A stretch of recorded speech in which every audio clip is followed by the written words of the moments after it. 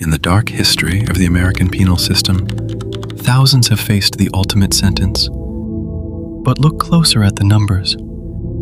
Out of the roughly 2,300 people currently awaiting execution, only about 50 are women. Society views women as life-givers, nurturers, and protectors. When a woman is sentenced to death, it isn't just a crime, it's a shock to the collective psyche.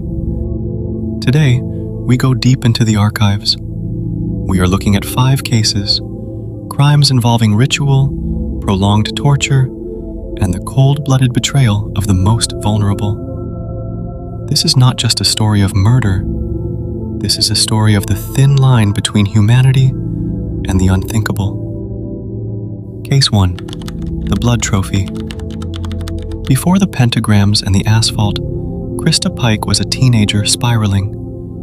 At 18, in the Job Corps program in Knoxville, she became obsessively possessive of her boyfriend, Daryl Shipp.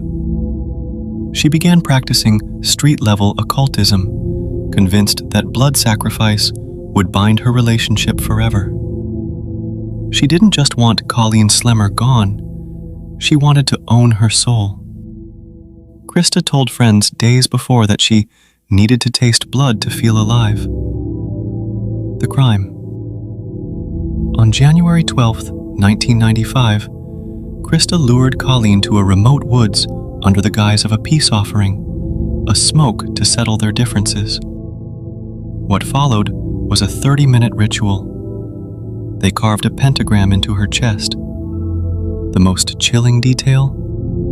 As Colleen begged for her life, Krista danced. She literally skipped around the bleeding girl while Daryl watched in a trance. The aftermath. The finality came with a piece of asphalt to the skull. Krista didn't just leave.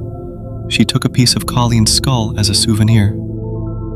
In her interrogation, her lack of remorse was palpable. She bragged about the crunch the bone made. After 29 years on death row, her 2026 execution date looms. Case 2. The Box of Horrors. Veronica Gonzalez's home was supposed to be a sanctuary. When her 4-year-old niece Jenny came to live with her, the family believed they were saving the child from a broken home. But Veronica had a hidden pathology, a need for total, suffocating control. Veronica began training Jenny like a dog months before the murder, rewarding the child's silence with brief moments of sunlight. The crime. The systematic torture is difficult to comprehend. Jenny was kept in a wooden box, small enough that her limbs began to cramp permanently. When she cried, she was hung from a hook in a closet, suspended in the dark. When investigators found the box, they found tiny fingernail scratches on the inside. Jenny had tried to claw her way out until her fingers bled. She was found dead on November 6, 1995. Jenny's body was a map of cruelty, hairdryer burns, and blunt force trauma. Veronica, now 63, has sat on California's death row for 27 years, a life defined by the toddler she chose to destroy. Case 3. The Christmas Execution. Kathy Serenina and her husband Raul presented a God-fearing image to the Corona community. They took in nephews Ricky and Conrad in 2005, but the motive wasn't love. It was the state subsidy checks and a desire for domestic slaves. Neighbors later recalled hearing thumping sounds through the walls for weeks, which they mistook for renovation. It was actually the sound of the boys being forced to do calisthenics until they collapsed. The crime.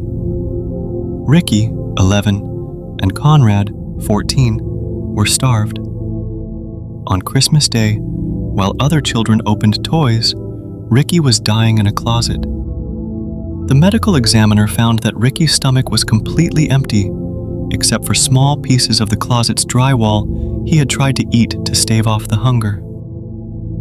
The justice. Kathy was convicted in 2009. She has spent 15 years in a cell, exactly 4 years longer than Ricky was ever allowed to live. Case 4. The Addict's Overkill. Rosie Alfaro was a 19-year-old heroin addict. She knew the Wallace family well. She had been a guest in their home. On the day of the murder, she was experiencing the sickness, the desperate, bone-deep withdrawal that makes a person a predator. Rosie didn't bring a weapon. She knew exactly where the kitchen knives were kept in the Wallace home because she had used them to help make snacks for the children before. The crime. When 9-year-old Autumn recognized her, Rosie's panic turned into a frenzy. She stabbed the child 50 times. The overkill was so extreme that the knife blade bent. Rosie didn't stop. She straightened it and continued. She then sold the stolen items for a mere $200 worth of drugs. The legacy. For 32 years, she has been a fixture of Orange County's legal system, the first woman there to receive the death penalty, a living monument to a moment of drug-fueled madness. Case 5. The Silver Fox Killer.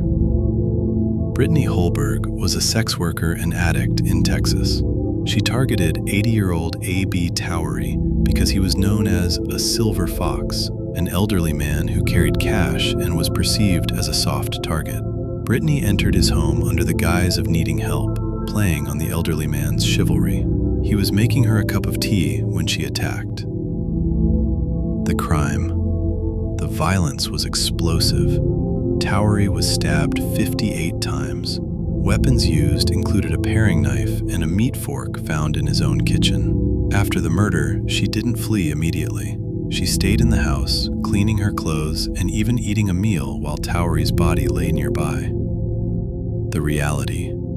She has spent 26 years on Texas death row. While she claims self-defense, the sheer number of wounds tells a story of a predatory, cold-blooded robbery. Conclusion. The mirror of justice. These 5 women remain in the shadows of the justice system. Their cases force us to confront a terrifying reality. The capacity for extreme violence is not a masculine trait. It is a human one. From the ritualistic mania of Krista Pike to the systematic cruelty of Veronica Gonzalez, these stories are etched into history. They serve as a grim reminder that when the life-givers of society turn toward destruction, the results are often more horrific than we can imagine. In the end, evil is not a matter of gender, it is a matter of choice.